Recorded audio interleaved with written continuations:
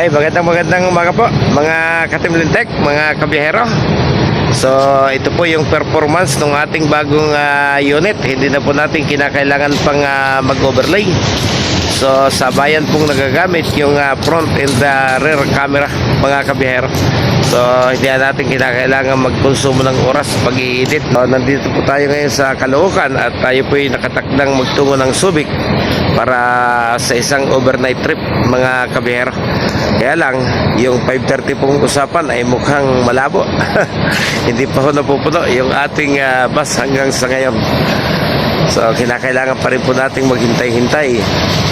Hindi naman tayo po pwedeng umalis nang kulang po yung ating mga pasahero dahil ang dahilan po kung bakit tayo nandito ay para magbigay po ng serbisyo sa kanila, mga kabiyahero. Okay mga kabiyahero, nagbigay na po ng go signal yung ating pinakang bus coordinator.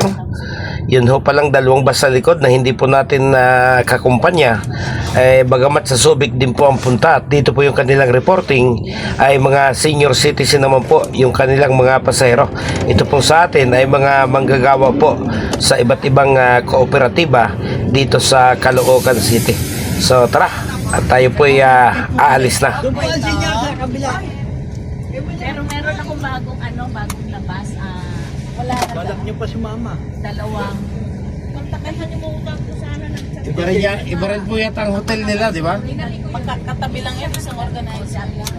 Ano sila, Diamond? Oo. Galing mo kuya. Ano na lang yan. Sakto lang naman. Travel health. Okay, alis na po tayo. Ay, Thursday. Oo. So, magkano na taong doble lang din ang presyo kasi 300. isang galon, isang container. Ang tanong, paano maubos na expert na bago maubos? Okay, kakaliwa po tayo dito sa 8th Avenue para marating po natin yung De Jesus Street. Pagdating po sa De Jesus, tayo po kakaliwa. Pagdating po sa 7th Avenue, muli tayo po ay kakaliwa hanggang sa marating po natin yung A. Bonifacio papalabas po ng North Luzon Expressway, mga kabiyahero. Hindi na ako nakapunta sa diocese. Panay online. Nax, entrepreneur na talaga si Madam.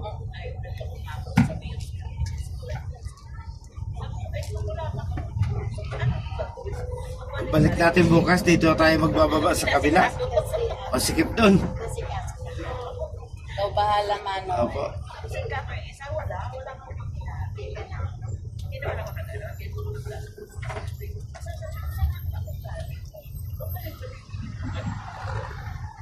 Bakit sino wala?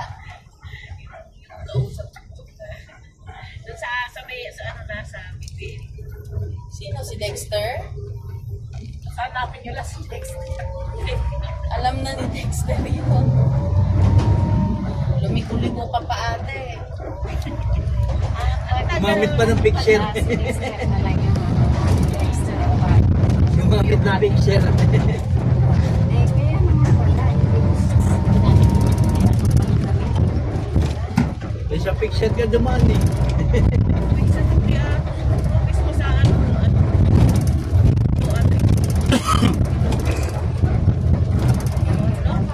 Pagka sa oo, i-represent mo tayo ni Dexter. I-arrangement natin. O kaya pagka pupunta ka ron, hanapin mo si Dexter. Dexter ka kita hanapin. Pagtaka pala ako ng business partner, siya hanapin.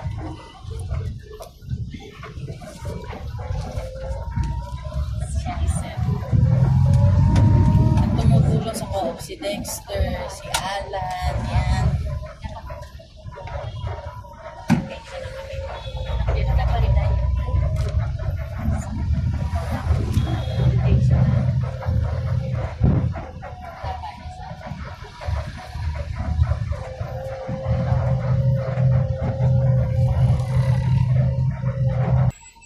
Hindi, okay lang yun kasi wala na siya. Pinasta yung bus. Hindi kasi yung Maluwag pa naman sana ito eh. Kasi dami nakaparado sa gilid.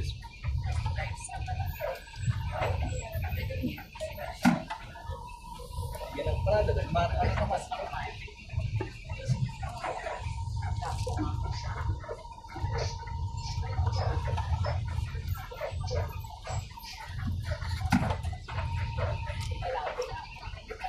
Kasi kaya gusto na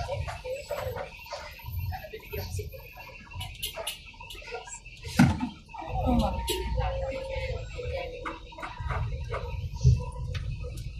Sandali lang.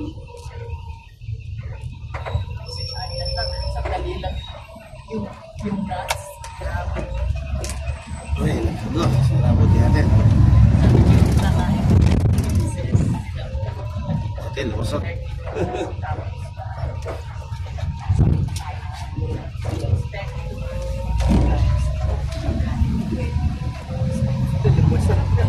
Kasi yun ang best. Muntik na abutin.